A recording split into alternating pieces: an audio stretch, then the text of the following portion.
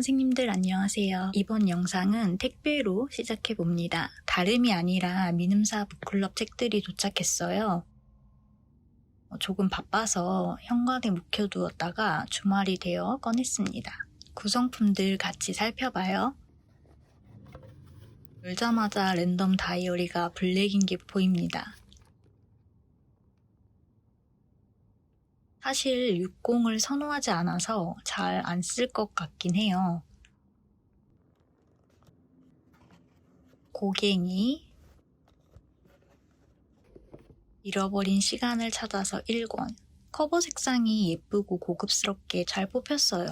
개인적으로 아직 이 책을 읽지 않아서 맛보기용으로 괜찮다고 생각했어요.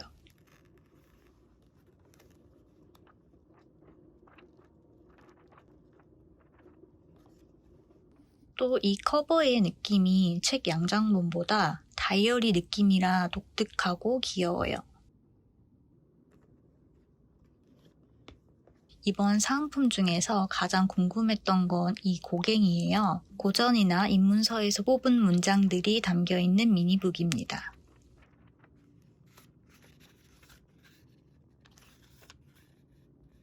시간, 탐구, 기억, 상상으로 분류되어 있어요. 솔직히 말하면 저는 책 때문에 가입하는 거고 또 굿즈는 취향의 영역이라서 문구를 주는 거는 안 쓸 확률이 높거든요.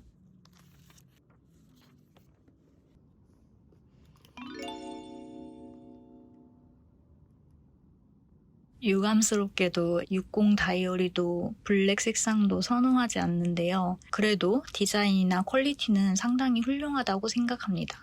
굿즈를 준비하신 선생님들의 수고에 심심한 박수를 보내드립니다. 속지 구성은 이렇네요. 나름 독서 목록 정리용으로 활용도가 괜찮아 보여요. 바인더나 기록 노트 필요하셨던 분들은 요긴하게 쓰실 수 있겠습니다. 이제 선택 도서들을 소개해드려 볼게요. 언제나 그렇듯이 해외 문학 중에서 골랐고요. 이 버전은 읽기도 하지만 모으는 개념에 가까워서 이미 가지고 있는 작품도 보통 목록에 있으면 그걸 고릅니다. 층간 소음의 방해 이후 멈춰있던 발자크 깨기의 압박이 조금 느껴지기도 하고 저는 세 종 모두 세 문전으로 골랐어요. 마찬가지로 숙제처럼 쫓아오는 압박받고 있는 책들이고요. 기억의 빛은 최근에 관심이 생겨서 고른 책이고 나머지 면도날과 개구리는 장바구니 속 묵은지들입니다. 읽고 싶은 책은 항상 많기 때문에 언제 읽을지는 좀 미지수이긴 해요. 일단 궁금한 책을 소장했으니까 이제 원하면 언제든지 꺼내서 펼칠 수 있다는 점, 그것에 의의를 두겠습니다.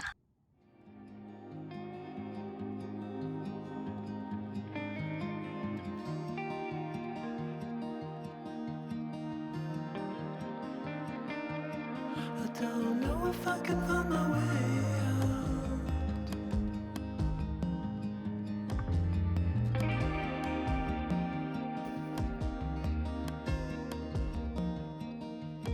In this tiny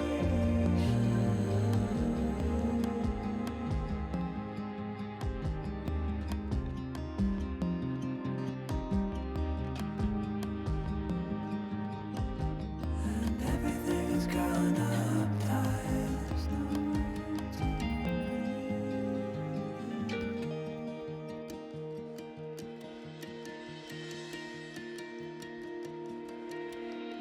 fall into the ocean.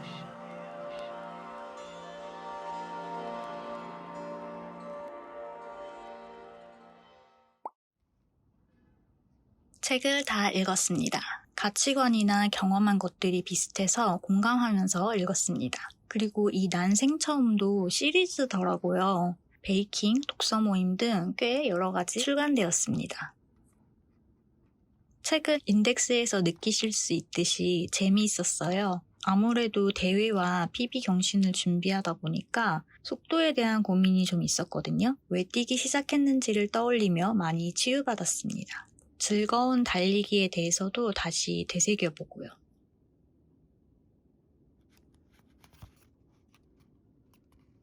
러닝은 내가 통제할 수 있는 세계를 선물했고 그 안에서 나는 나 자신을 다시 정렬할 수 있었다. 러닝은 또 다른 나의 시간. 점점 더 좋아하는 일이 생기는 것만큼 신나는 일은 없다. 그리고 최근에 산 책들을 소개하려고 하는데요. 보여드릴 책이 상당히 많이 밀려 있어서 먹은 거, 뛴 거, 잡소리 뭐 이런 거 거의 다 빼고 책만 최대한 담으려고 해요. 다소 영상의 흐름이 요상해도 선생님들의 너른 양해를 구합니다. 이렇게 4권을 샀습니다. 보시다시피 취향에 많이 치우친 구매예요. 구토는 사르트르 책 중에서도 유명한데 아직 못 읽어봤어요. 물론 아직 못 읽은 책이 산더미이긴 하죠. 그리고 태풍의 계절은 을류의 암실문고고 암실문고 저는 굉장히 사랑합니다. 장바구니에 오래 묵힌 책이라서 샀어요. 우리는 철학에 대해 어느 정도 알고 있다고 생각한다. 이다혜 기자님께서 자기 전에는 쓸모없고 어렵지만 좋아하는 분야의 책을 보는 것도 좋다고 하셔서 자기 전에 한번 읽어볼까 싶어서 구매했습니다. 직전에 다소 쉬운 책들을 읽었더니 철학이나 좀 뭔 소리야 싶은 텍스트가 읽고 싶어서 그런 스타일들로 구매했습니다. 목욕탕은 다하다 요코의 다른 소설도 궁금해서 골라봤어요. 저는 이제 카페에 갈 건데요. 태풍의 계절부터 읽어볼까 합니다.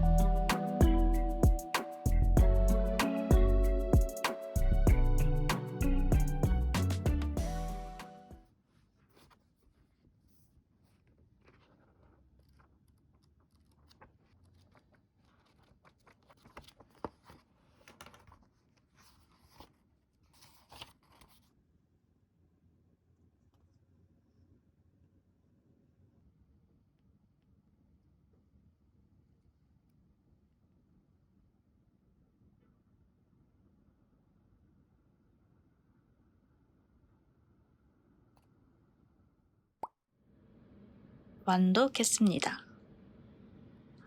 정말 너무너무 좋았어요. 멋지게 표현하고 싶은데 좋다는 말밖에 떠오르지가 않네요. 저의 올해 상반기 책으로 꼽겠습니다. 장바구니에는 진즉부터 있던 책인데 왜 이제 봤을까 바보 같은 나 자신을 꾸짖습니다.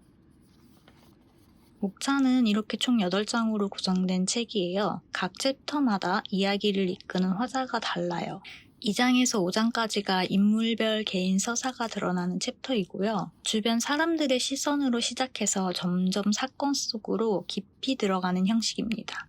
또 이야기의 주요 사건 외에 화자들의 개인적인 이야기에도 온갖 사회적 이슈들이 포함되어 있어요. 작가가 정말 대단하다고 느꼈어요. 전체 구성이며 설계, 필력, 메시지 뭐 하나 빠짐없이 훌륭합니다. 카프카와 베케트 이후로 오랜만에 읽으면서 실시간으로 감탄한 소설이었고요. 마지막 두 챕터는 사건을 정리하는 부분이고 이 7, 8장과 1장은 상당히 짧아요. 그럼에도 충분히 멋지고 마무리도 좋았습니다.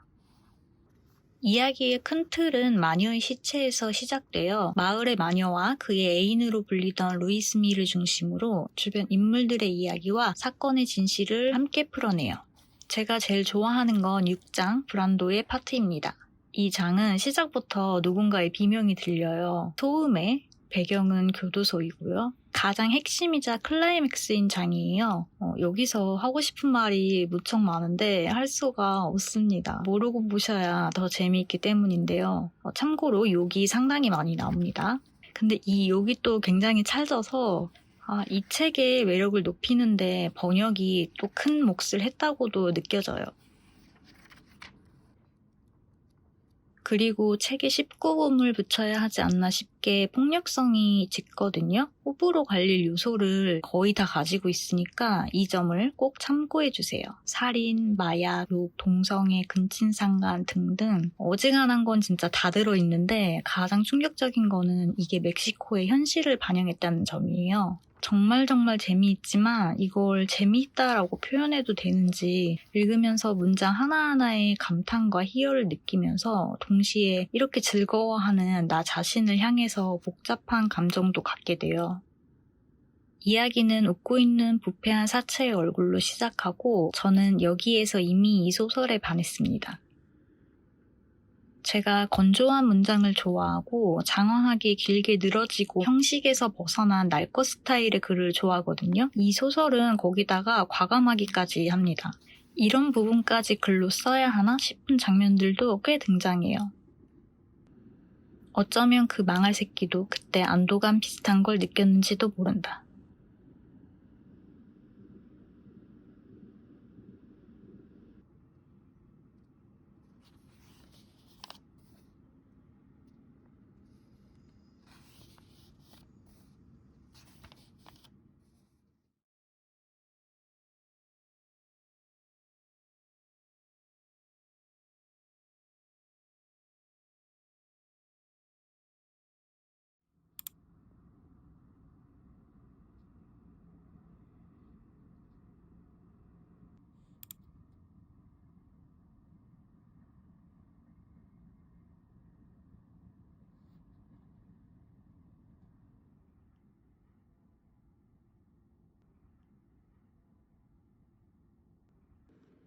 마지막에는 소설 속 누군가를 연상시키는 인물들이 나오는데요. 그러거나 말거나 이야기가 반복된다는 느낌이 들어서 섬뜩하고 참담하기도 했습니다.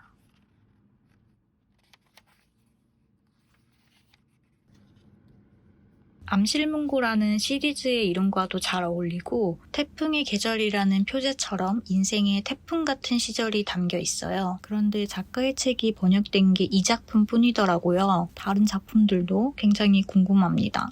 책의 표지는 디자인이며 제목이며 전부 소설 그 자체라서 완벽하고 필력이 정말 좋아요. 저는 이거 덮고서 바로 다시 펼쳤거든요. 그 어떤 책보다 빠르게 제독했습니다. 스포가 될 수 있는 부분은 빼고 말하려니까 많이 아쉽긴 해요. 챕터별로 하나하나 다 뜯어보고 싶어서 라디오로 넘어가 볼까 고민이기도 합니다. 책 읽고 같이 수다 떠실 선생님 계실까요? 다소 폭력적일 수 있는 문장이나 장면까지 모든 걸 포함해서 좀 물고 뜯고 씹고 어떠신가요?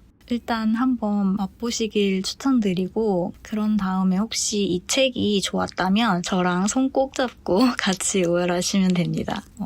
만약에 이 책이 취향이시다 그렇다면 선생님과 저는 취향의 쌍둥이 동반자니까 평생 함께 하시면 돼요. 어디 가지 마세요. 선생님들 제가 여기서 딱 기다리고 있을게요.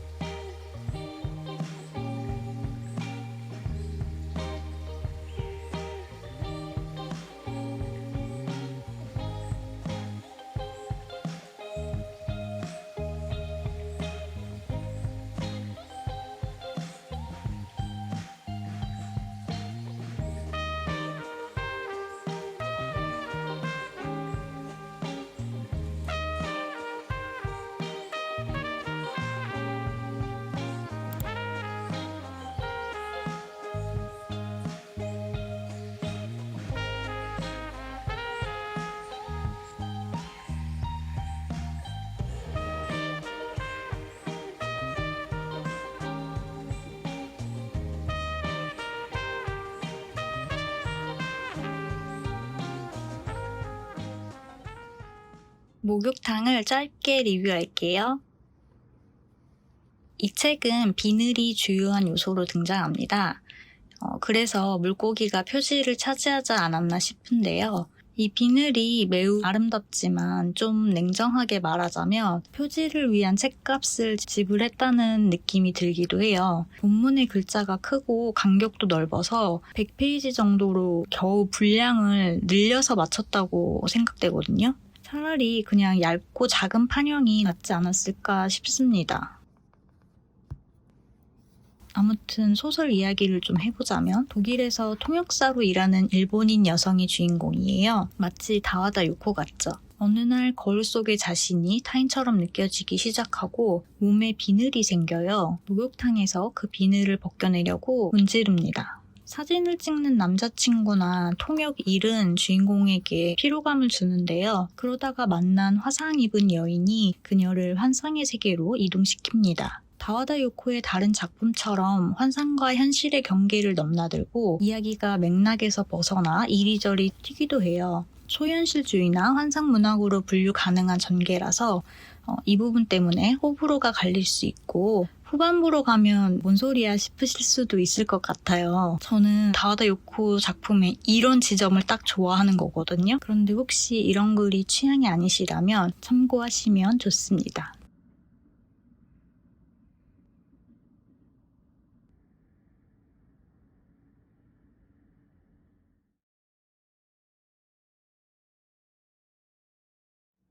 그리고 주인공은 실어증을 겪게 되기도 하는데요. 이것도 다와다 요코의 소설이나 에세이에서 자주 등장하는 부분이에요. 특정 언어로부터의 해방을 말한다고 느껴졌어요. 환상소설이나 다와다 요코의 작품을 좋아하신다면 읽어보셔도 좋겠습니다.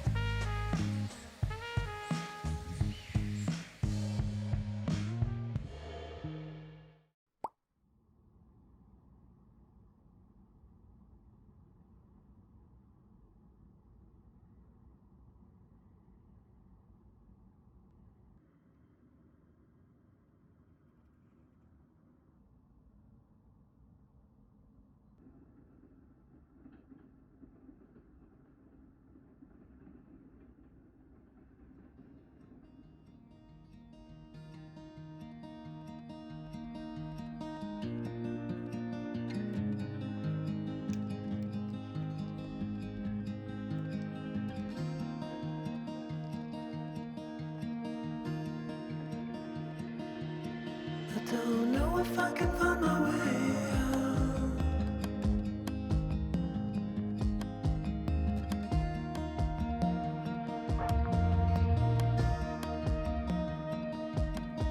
I'm stuck in a prison of doubt. In this tiny shell, and everything is growing up tight. There's no room to breathe,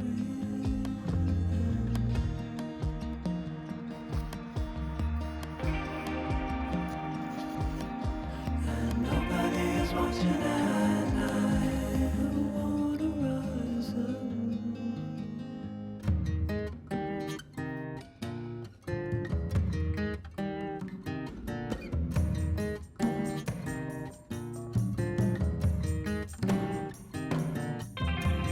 Need a friend to shake me out again.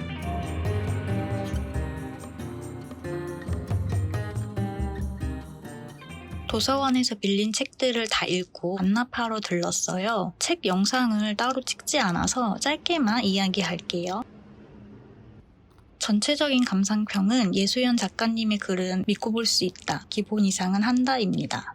저는 표제작과 아무 사이가 가장 좋았고요. 통신광장도 독특한 느낌이었어요. 그리고 추운 뺨에 더운 손도 좋았고 끝에 작가의 말에서 작가님께서 선입견 뒤에 감춰진 이야기를 쓰고 싶었다라고 첨언하시는데요. 그래서인지 조금 낯설고 불편할지도 모를 부분도 있긴 했어요. 작가님은 아쉽다고 적으셨지만 개인적으로는 잘 표현되었다고 생각합니다. 재미있게 읽었어요. To shake me out again.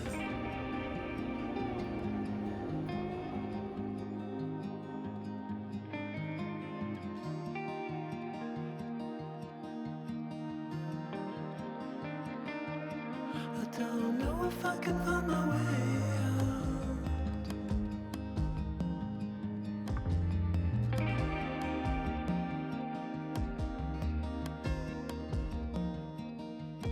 In this tiny shell,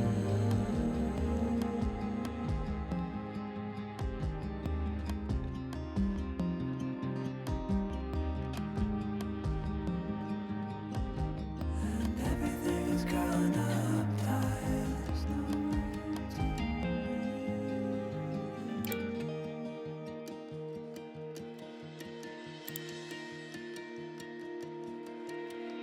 Fall into the ocean.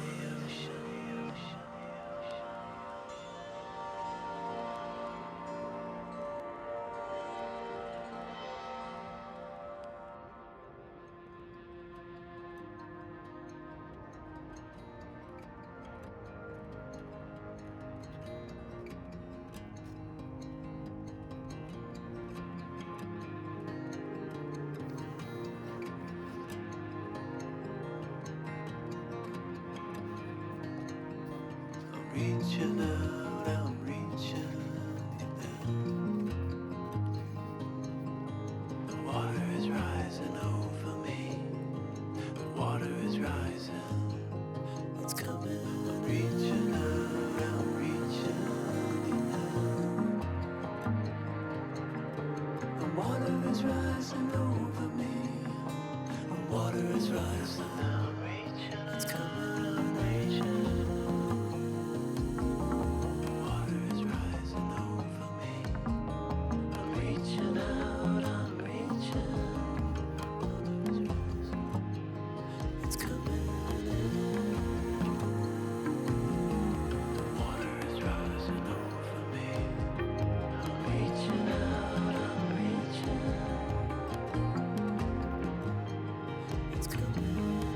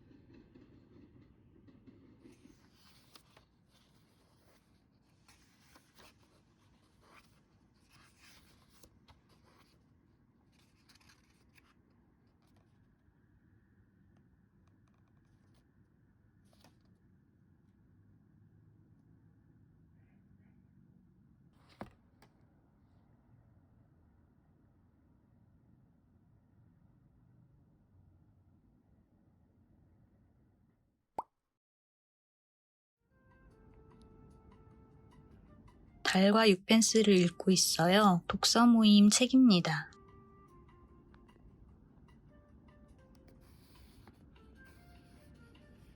신랄한 익살에 대한 이야기 중인데요. 입을 벌릴 때마다 그런 익살이 튀어나온다면 곧 식사하고 말 것이다 라는 문장이 있는데 이거 그냥 좀 못된 거 아닌가요?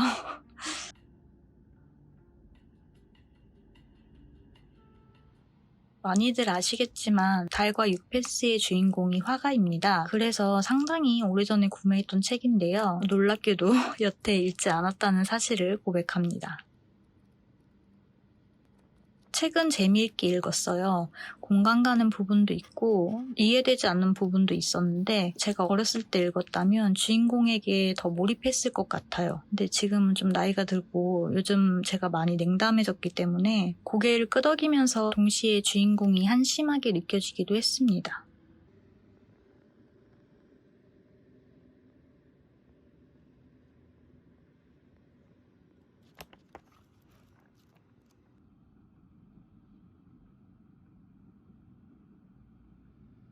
그는 그렇게 생겨먹은 사람이었다. 작가의 만족이란 하나의 해방감인 것이다. 이미 멋진 리뷰들을 찾기 쉬운 책이라서 긴 이야기는 생략할게요. 물론 책이 재미없었다는 뜻은 아니고요. 무척 흥미진진하게 읽었어요. 꿈을 쫓는 삶도 응원하고 낭만을 떠올려 보기도 했습니다. 천재란 누군가 천재라고 부르고 평가했기 때문에 천재가 되지 않았나 생각해본 책이었습니다.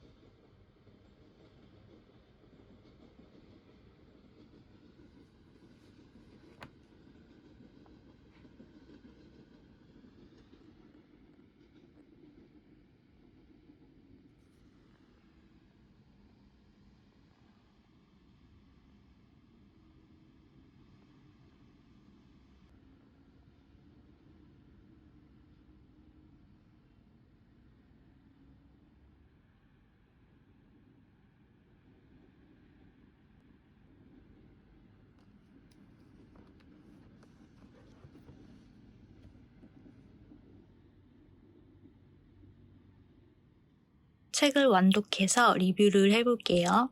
세상의 종말은 인류세의 시대에서 종말 이후의 생존에 대해 이야기하는 책이에요. 우선 인류세라는 개념을 짚고 넘어가야 할 텐데요. 인간의 행위가 지구 지질이나 생태계에 영향을 주는 지질 시대를 말합니다. 학교에서는 아직 이 시기가 짧기 때문에 공식적으로 인정하기 어렵다고 했지만 사회, 철학, 인류학 등의 여러 분야에서 우리가 지금 이 시기를 살고 있다고 말해요. 그러면서 앞으로 종말이 오면 어떻게 헤쳐나가야 할지 원주민들의 사례로 살펴보는 안내서 같은 책이에요. 쉽게 말해서 인간이 지구에게 해를 끼치며 살고 있는데 그게 이제 민폐 수준을 넘어섰고 그래서 종말이 오겠지만 그거는 지구의 종말이 아닌 인간의 종말이다. 그러니 우리는 인간의 종말 이후를 어떻게 견뎌야 할까를 논합니다.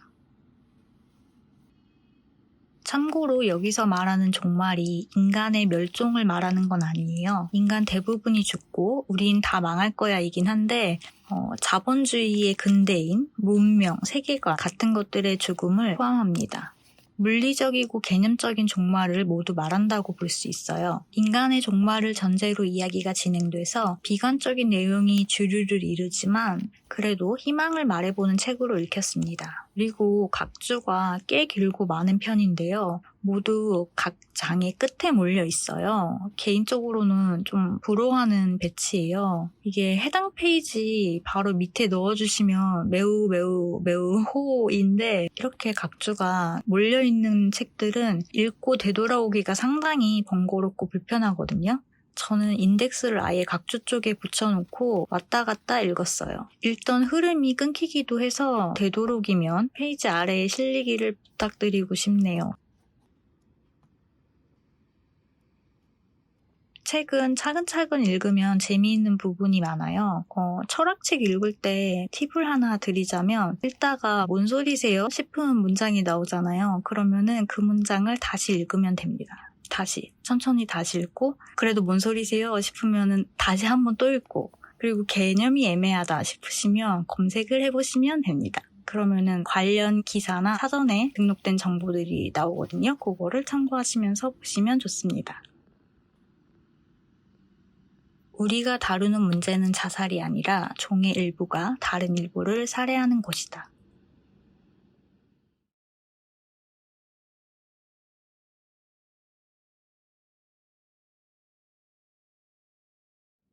어떤 관점에서는 가장 정신나간 형태에 지나지 않는다.